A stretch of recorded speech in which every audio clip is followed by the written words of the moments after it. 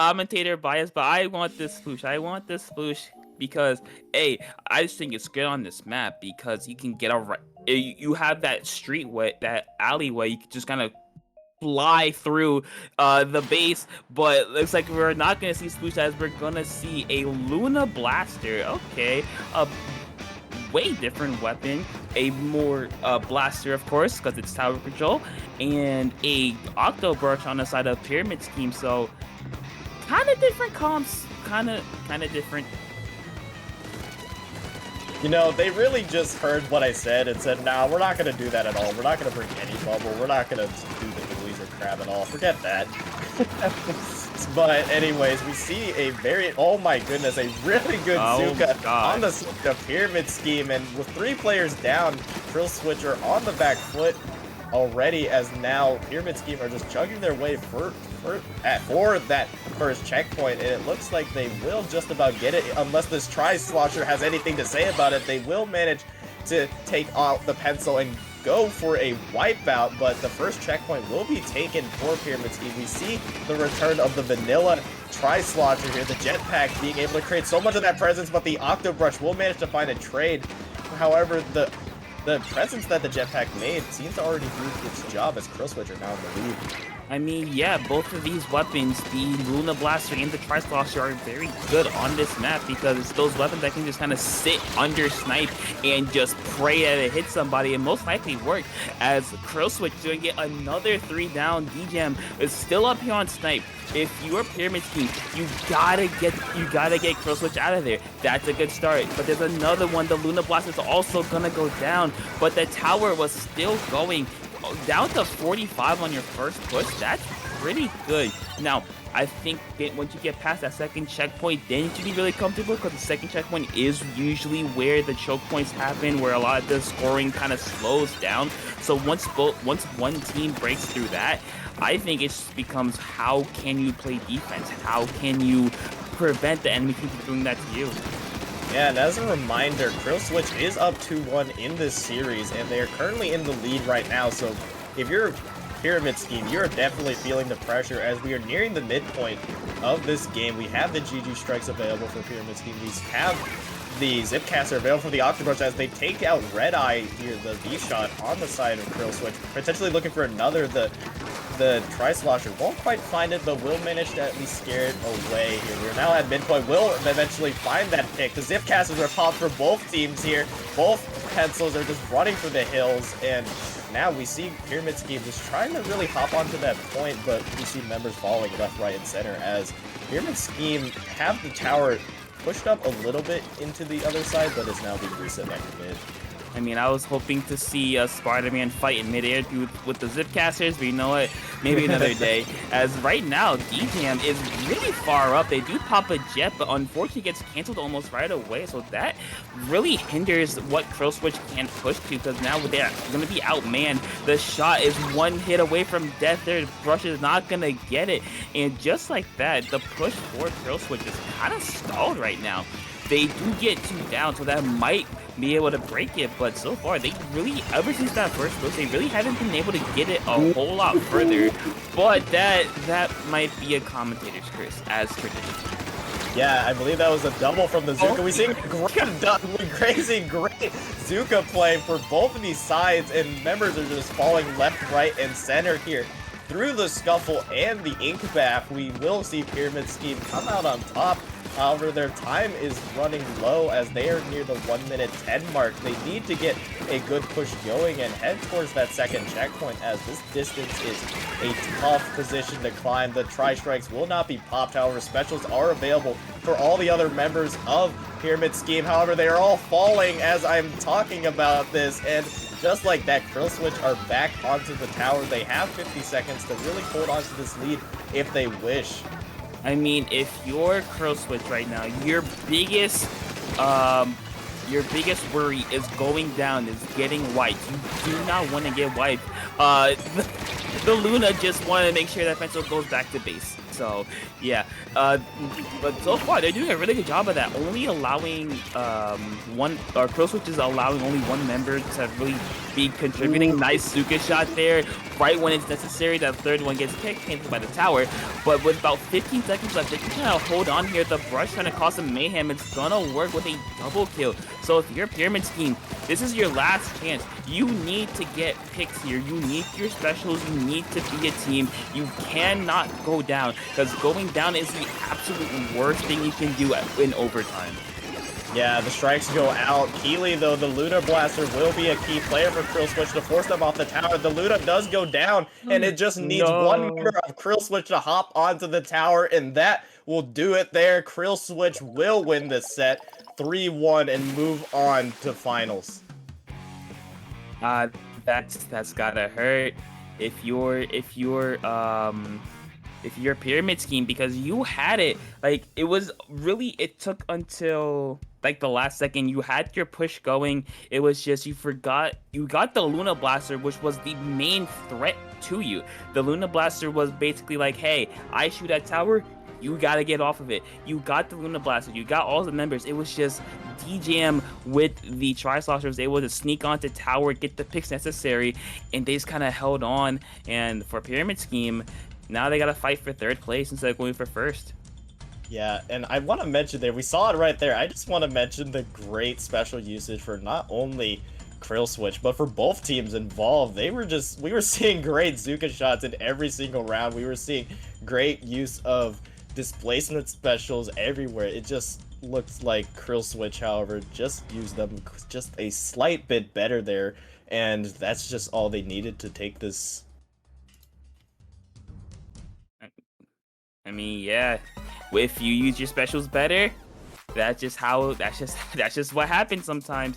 So with that, congratulations to Krill Switch. They will be moving on to grand finals. But before that, we will take a quick break. So stay right there, grab some popcorn, grab a drink, as we'll be back in a couple minutes for grand finals of From the Ink Up.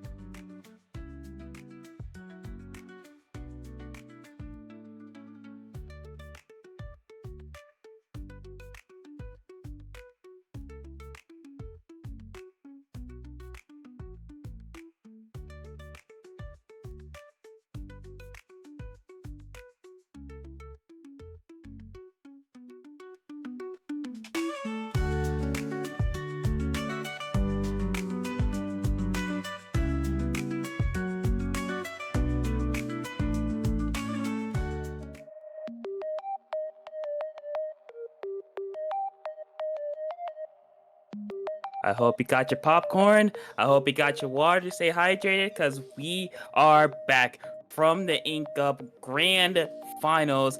I am Topic. I am joined by Rocket, and we have a great finals coming up for you. We got Krill Switch versus the underdog of this tourney, Neptune's Daycare.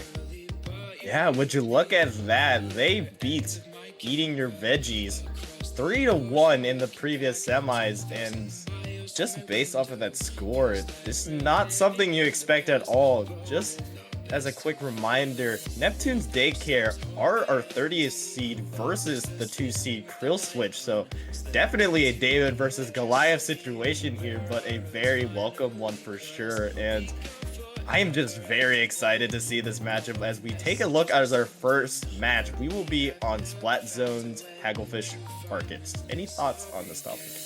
This is vanilla ice cream. It is the most basic map mode in the game.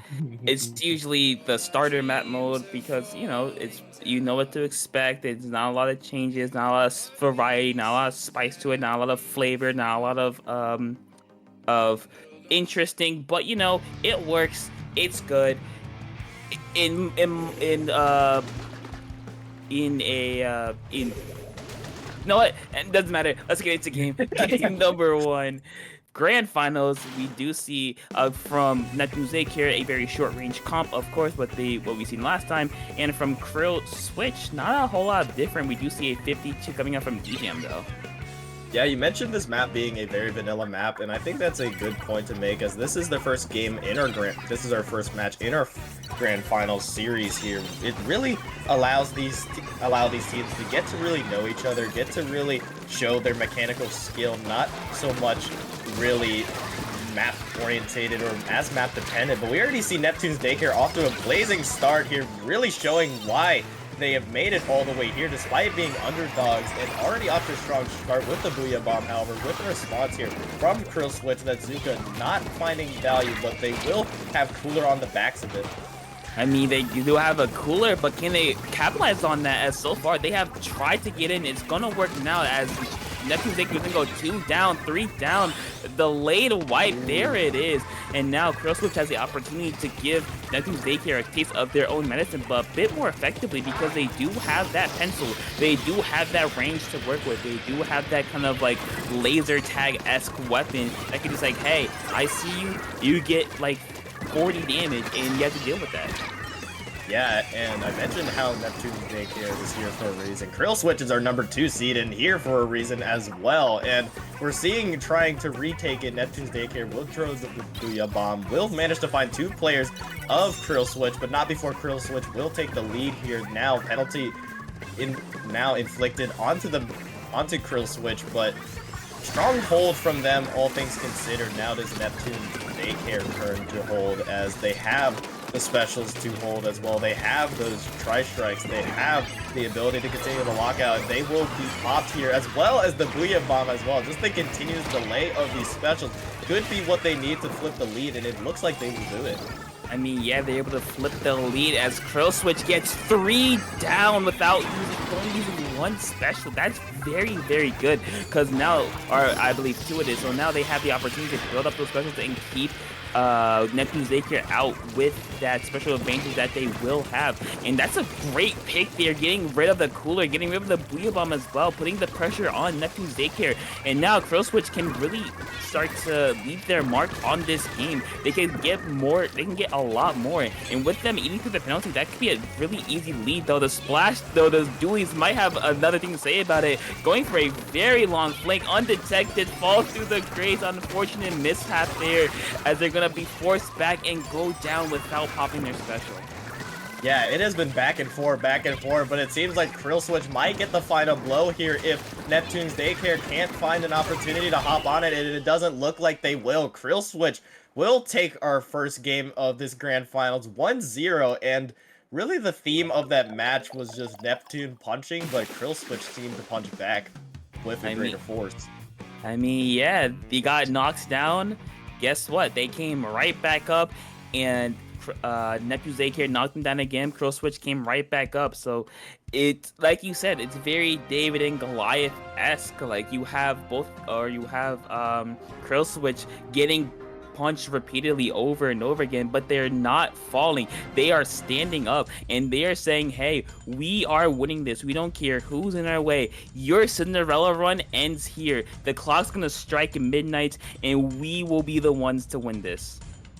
I love these analogies so much, but yeah, I 100% agree with you. Krill Switch showing they are a force to be reckoned with, and they are trying to go all the way. But shifting things over now, we see game number 2, Tower Control and Undertow Spillway, which me and you have not had the pleasure to see this map mode yet, nor or even just this map in particular, and I'm just very curious to think about what we may see here for both of these teams, as we've seen Amnesia be kind of just the blaster main for Neptune's Daycare, and I just am curious how Krill Switch may respond to that.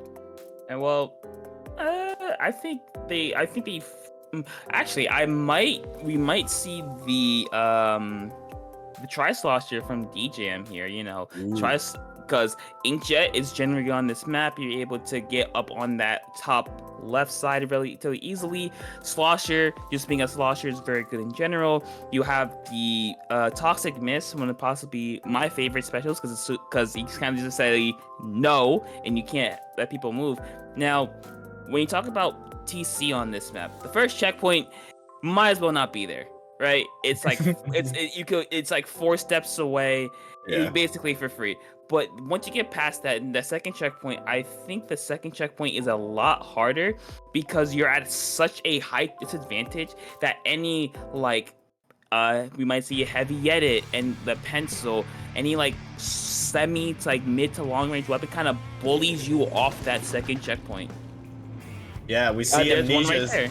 yeah, really on cue. And we see Amnesia switching to the Rapid Blaster. And we see a Blaster on the other side as well. Meat Boy going to that Lunar Blaster. We've seen them use it before. It is going to be a duel for the Blasters here. And we don't really see any long-range weapons, really, besides that pencil on Krill Switch. So it is going to be an all-out brawl here for the tower.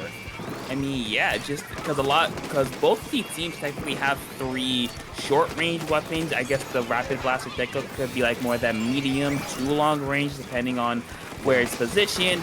But yeah, it's gonna be a lot of fighting in mid. But the early cooler for Krill Switch might be very, very useful, as even though they are gonna lose that initial fight, their members are already back in fighting form and ready to keep going. As another 2 down for Neptune's Daycare, this will be a start of a pretty decent push for Krill Switch as they break the first checkpoint with no problem whatsoever. As Meat Boy here, unfortunately, gonna go down, but take a lot of attention away from the tower, as the tower is gonna keep going down to 71. Yeah, they are just chugging along, but Neptune's Daycare will get wiped out in the ensuing chaos here, and this could be the opportunity that Krill Switch needs to really pull away. This second checkpoint, like you mentioned earlier, is very difficult to deal with the height advantage, and we're seeing it right here. The pencil has to deal with this Neo Splash jumping down. Jazz, though, will be able to take down that member of Neptune's Daycare in such a force, and they are continuing to move along here with the Tri-Strikes going out as well. They are just moving with a full head of steam, and it doesn't look like they have any signs of stopping. I mean, yeah, all things are going according to plan. There's no need to derail this so far, but right now, Neptune's Daycare is shooting at the tower as DJM not able to move around for much longer, as the push might be over. The Red Eye and actually 3 members of Krill Switch are still there, still just being annoyances basically to Neptune's Daycare, trying to keep them on their side of mid, not allowing them to go any further, though that their overaggression might come to bite them, as they're going to go 3 down. Red Eye forced to back away, and that is going to be the official end of that first push. But what a way to strike. What a first hit for Krill Switch. Yeah, we see Meat Boy causing some damage as a Lunar Blaster will manage to take down their Blaster counterpart, but get traded out themselves. And we're already seeing Neptune's Daycare are finally able to at least get some points on the board, but they haven't even gone to their first checkpoint because of just how strong Krill Switch's defense has been and how oppressive they've been. Finally, the Blaster from Amnesia will find the best of Meat Boy in that, and that could be what they need to really push into this, as the Blaster will find another victim here, will take out Red Eye, and with another pick going into favor of Neptune's Daycare, this could be the opening they need as they are now chugging along in a push of their own towards the second checkpoint. I mean, they gotta watch out for the greats as DJ and Meat Boy just going straight to the tower, able to get to the shot for the V shot for Crow Switch is instead going to paint mid, try to cut up their escape routes. It's not gonna work out. They are gonna jump back, but for Crow Switch, they can really. They have a lot of bend to them. They can allow Neptune's Daycare to get maybe towards that, maybe break that second checkpoint, but not until that clock starts running. Because if that checkpoint falls too early, then that could snowball super quickly. But so far, it's been a lot of like fighting, and it's been a lot of fighting in mid most of the time. But it's been very neutral for both teams. Yeah, this blaster is causing so much damage. The blaster duel will go into favor of Amnesia again. They have been so great with this weapon.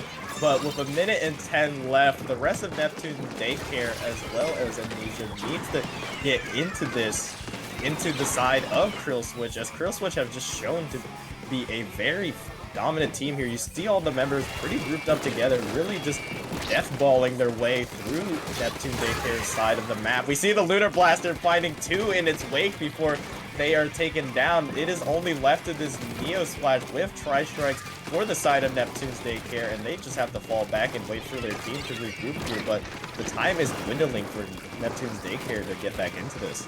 I mean, Meat Boy is just playing with just swagger. Like they're going in, getting one, getting two, going down. Guess what? They're going back in, getting one. They're just keeping Neptune's Daycare on their heels. They're not allowing. Okay, that's a bad timing there, but they're keeping Neptune Daycare on their heels. They're not letting get set up. In the last 15 seconds, that might be what you need. That's a very unfortunate for Krill Switch going two down, and now we do see the dualies here going up. That's a two down for Neptune's Daycare. That might be able to stop the push, but not right away.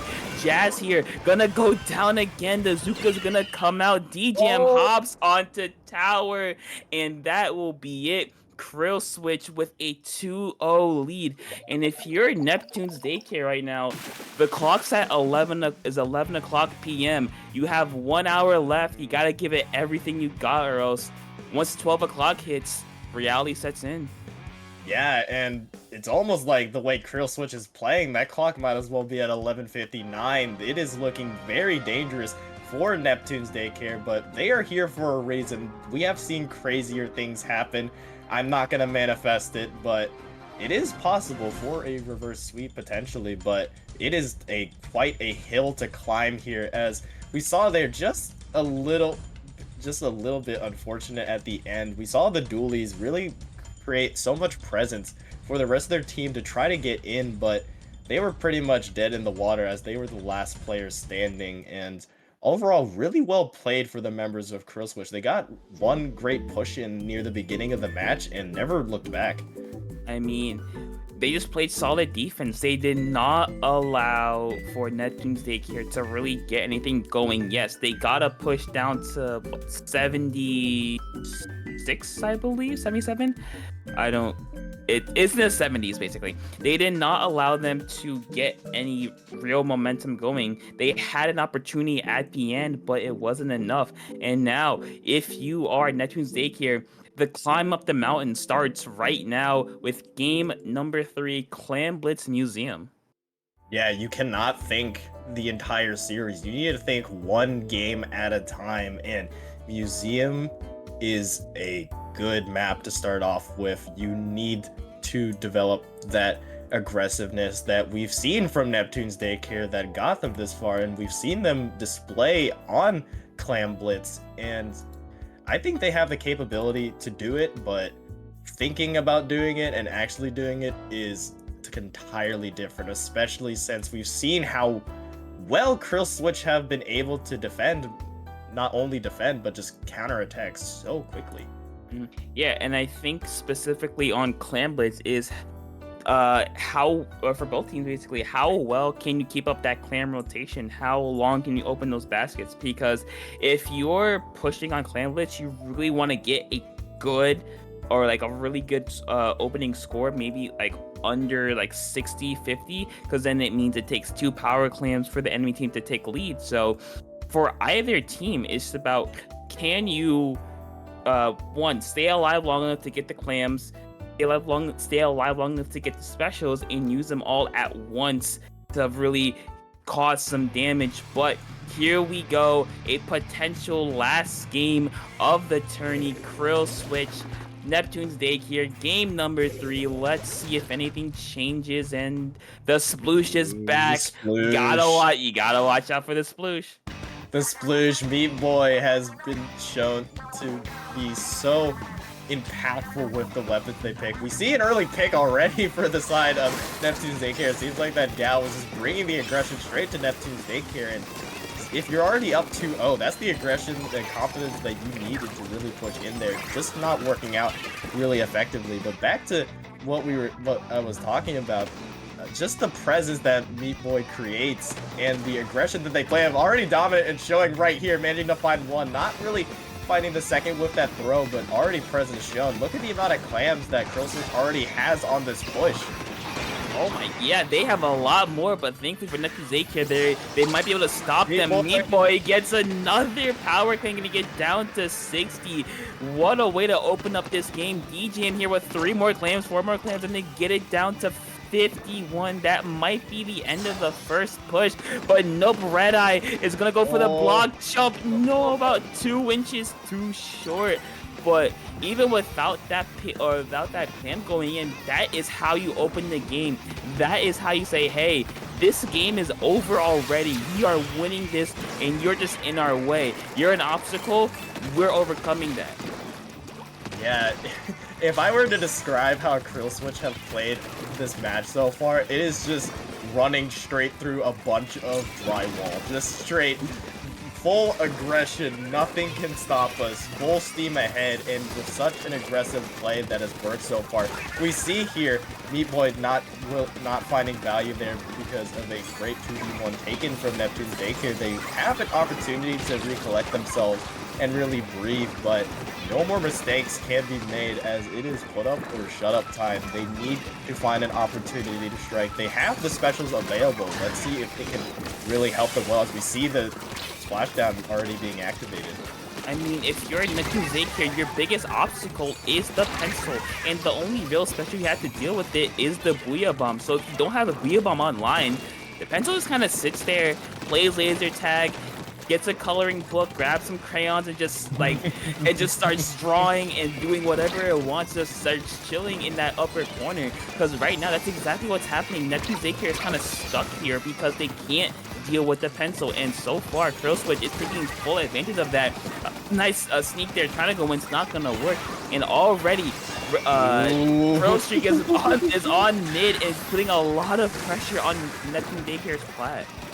Yeah, the 1-2 punch there from not only the Zuka but the Stamp, it was bound to find a pick somewhere. Just the presence of the Stamp rushing you down really led that player into getting Zuka by Red Eye. And now with a little less than half the match to go, Neptune's Daycare has not really developed an opportunity to push in. We already see the push coming in from Krill Switch. The jump is coming through, and there will be the pop on the barrier. Clams are following through, and they are just going straight for the killing blow. Jazz will continue to extend that lead by managing to find a ball to throw in. Won't be able to make out with their life, and Red Eye just there trying to cause even more chaos. Neptune's Daycare will stop that push, but the lead and the damage has already been done as they try to go for their own aggressive push. I mean, that's going to get shut down almost immediately, only getting 1 power with no follow-up. If I had to describe Krill Switch's plan right now, it's called W key. You just hold forward, and whatever's in front of you, it's not gonna be there. And so far, it's working. Meat Boy going for a flank here. It looks like they're gonna be forced to back away, but with Cooler, Krill Switch, they have 60 seconds left. They can hold on. They have shown to be very, very dominant this game. They are not letting Neptune's Daycare get anything going. Yeah, they need to make this happen and fast, but not in the presence of Red Eye with a quick double kill right there. And now the clams are coming through. They only need a couple more. There it is. Jam is going in, and that will do it for Neptune's Daycare. Krill Switch will take that series, ending the Cinderella run. The clock strikes 12, and just like that, Krill Switch will be your FTIU Week 62 winners. I mean, listen, we all love David and Goliath stories, but Goliath is a Goliath for a reason, and Krill Switch just showed why.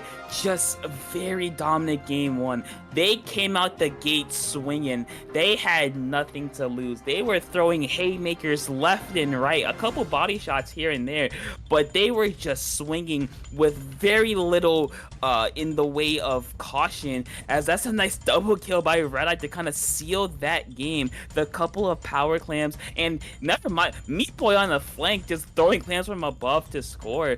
So again, just a great overall set by Krill Switch. A very, very dominant set. Neptune's Daycare, unfortunately, the Cinderella run's over, but we can't fail to deny their accomplishments as a 30th seed making it to grand finals. That's something, even though, yes, grand finals didn't go the way you wanted to, you can still hang your head up high with your accomplishment. Yeah, 100%. The teams that they faced, Up Inc., Eating Your Veggies, these teams are staples, and we've seen them perform really well in previous FTIUs, but Neptune's Daycare just said, "Who are you?" and just went straight through them and went straight to grand finals, and just the accomplishment of them making it here. I'm sure Neptune somewhere is very proud right now, but as we wind things down, thank you all for joining us, and obviously we will have some housekeeping things to do. So, Topic, where can these viewers find you? Yeah, you can find me over on Twitter at Topical2. I usually post when I'm commentating next or anything I feel like. You can find me on Discord, Topic_2, and that's about all social media I have. Rocky, what about you? Yeah, you can find me at Rocket_Splat on Twitter and Twitch. I am active in a good chunk of Discord servers, so if I'm in a VC, feel free to pop in, say hi. Just taking a look at the tournament, I forgot to mention too, For the Love of Pyramid Scheme versus Eat Your Veggies is our third place match, and it seems like Pyramid Scheme might be going for another third place finish if they can win this one last game. But yeah, that's something to keep an eye on if you're still taking a look at the tournament or if you're interested in it. But yeah, besides that, thank you all for watching. Thank you to Time for being our wonderful TO and wonderful streamer for this tournament. And yeah, thank you all for joining us. Yeah, have a good night. Stay hydrated, and I'll see y'all next time. Cinderella is a really good Disney movie.